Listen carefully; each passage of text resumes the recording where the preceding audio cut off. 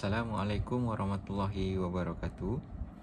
Baiklah, video ini adalah untuk saya menerangkan cadangan kajian saya.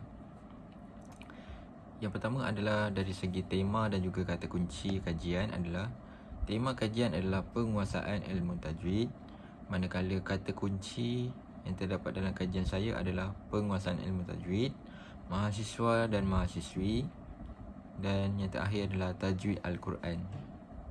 Baiklah, seterusnya adalah permasalahan kajian. Terdapat 3 isu yang setelah saya temui dalam melakukan kajian ini.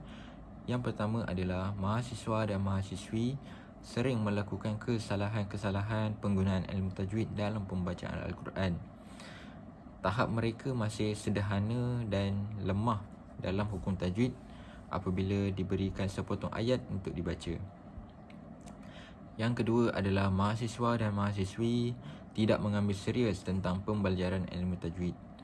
Mereka menganggap hukum tajwid ini tidak penting dalam kehidupan, walhal penting dalam pembacaan Al-Quran. Dan yang terakhir, yang ketiga adalah mahasiswa dan mahasiswi berasa sukar dalam pembelajaran ilmu tajwid ini. Mereka belajar tetapi tidak mempraktikkan dalam kehidupan seharian mereka, menyebabkan mereka berasa sukar untuk menghayati ilmu tajwid ini. Seterusnya adalah objektif kajian saya. Yang pertama adalah mengenal pasti kepentingan penguasaan ilmu tajwid kepada mahasiswa dan mahasiswi. Yang kedua adalah mengenal pasti kesalahan lazim penggunaan ilmu tajwid yang dilakukan oleh mahasiswa-mahasiswi. Yang ketiga adalah menganalisis tahap kefahaman mahasiswa-mahasiswi dalam ilmu tajwid. Seterusnya adalah kerangka teori. Kajian ini telah menggunakan kaedah pembelajaran serentak, di mana teori ini terdapatnya kaedah talaqi dan musyafahah yang sangat sesuai dengan pembelajaran ilmu tajwid ataupun pembelajaran Al-Quran. Kaedah talaqi dan musyafahah ni adalah kaedah yang menggunakan dengan cara berguru ataupun dari mulut ke mulut. Kaedah ini juga adalah kaedah tradisi yang sangat berkesan dalam pembelajaran Al-Quran sejak dahulu lagi. Seterusnya adalah kaedah penyelidikan. Kaedah penyelidikan yang saya gunakan adalah kaedah kuantitatif, iaitu soal selidik.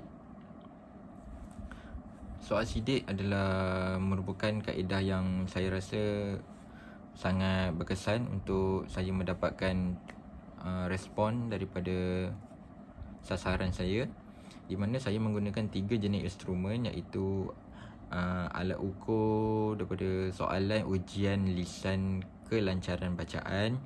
Yang kedua adalah soalan ujian lisan kefasihan dalam sebutan.